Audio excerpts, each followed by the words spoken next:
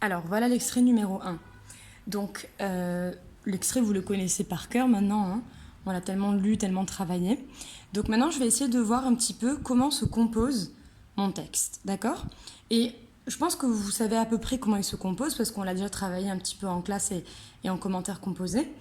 On sait très bien que dans la première partie du texte, on a l'entrée de la princesse de Clèves à la cour. D'accord? Donc en fait, on a l'entrée de ce personnage qui est l'incarnation de la perfection. Donc moi, je vais faire commencer ma première partie ici. D'accord? Je vais mettre un crochet. Voilà. Et je vois que cette entrée, en fait, elle se fait jusque là. Jusqu'à et une des plus grandes héritières de France. Donc ça, en fait, c'est ma première partie. Voilà. Et ce que je vais faire, c'est que je vais tout de suite donner un titre à cette partie. Donc là, par exemple, je pourrais dire l'entrée, voilà, en scène du personnage. Alors j'aurais pu dire aussi l'entrée à la cour du personnage, d'accord? Voilà. L'entrée en scène du personnage, donc de Mademoiselle de Chartres.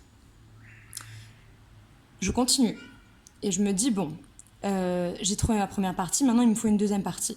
Comment se compose mon texte? Alors, on l'a très bien vu en classe, à partir de son père était mort jeune, jusqu'à la fin du paragraphe, on est dans le portrait moral. D'accord?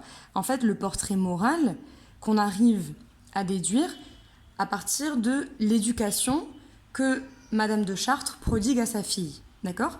Donc pareil, j'ai trouvé ma deuxième partie, je vais lui donner un titre et je vais dire, voilà, le portrait moral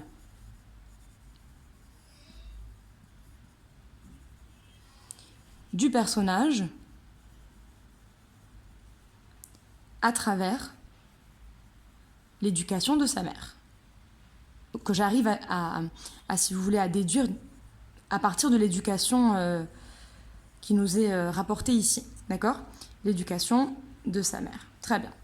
Bon, là, c'est parce que j'ai pas trop la place, donc c'est un peu brouillon, mais vous aurez un texte où il y aura la place d'écrire. Hein. Donc j'ai déjà deux parties. J'ai l'entrée en scène du personnage en première partie. Deuxième partie, je vois que on entre dans le portrait moral à travers donc par le biais, si vous voulez, de l'éducation de Madame de Chartres. Et enfin, il me reste la troisième partie. Alors là, c'est assez évident, je pense, pour tout le monde également. Je vois que dans cette troisième partie,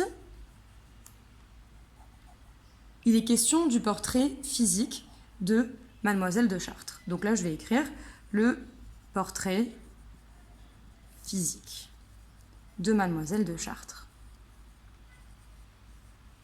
Et en fait, ce portrait physique qui révèle quelque part sa fragilité à la cour.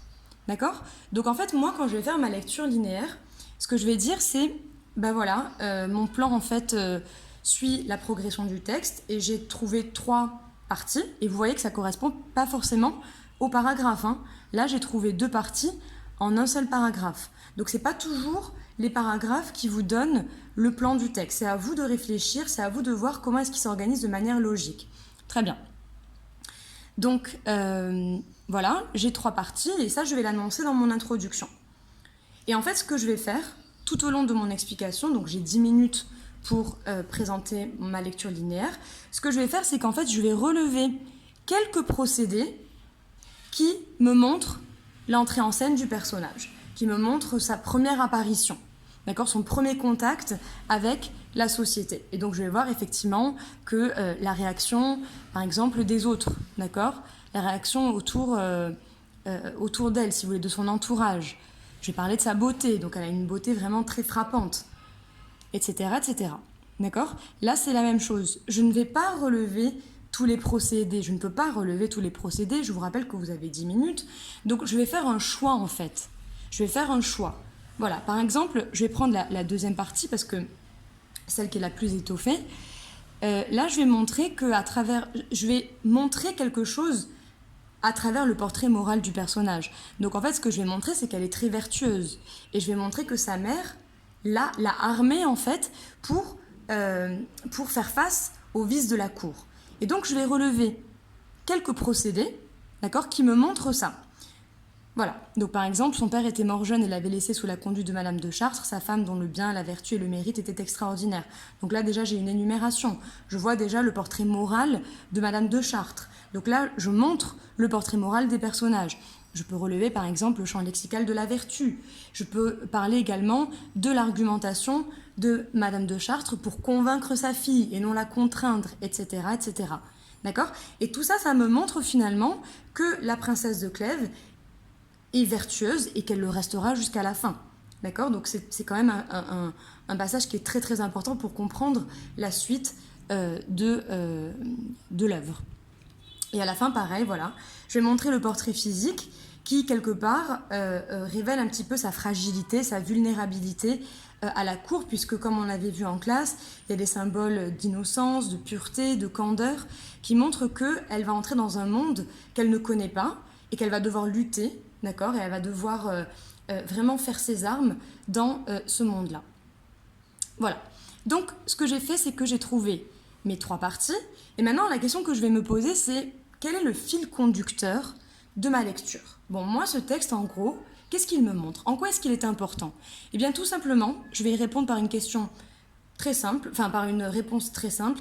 Tout simplement, ce texte est important parce que c'est le premier contact de Mademoiselle de Clèves, de Mademoiselle de Chartres, pardon, dans la cour. Le premier contact, pardon, avec la cour. Le premier contact de Mademoiselle de Chartres avec la cour, pardon. Voilà. D'accord? Donc, ça va être mon fil conducteur que je vais annoncer dans l'introduction. Et par la suite, je vais annoncer mes 3 parties. Voilà. Par exemple, je vais dire, d'emblée, il s'agira... je vais dire, par exemple, on voit que dans la première partie du texte, Mademoiselle de Chartres fait son entrée en scène, fait son entrée dans la cour.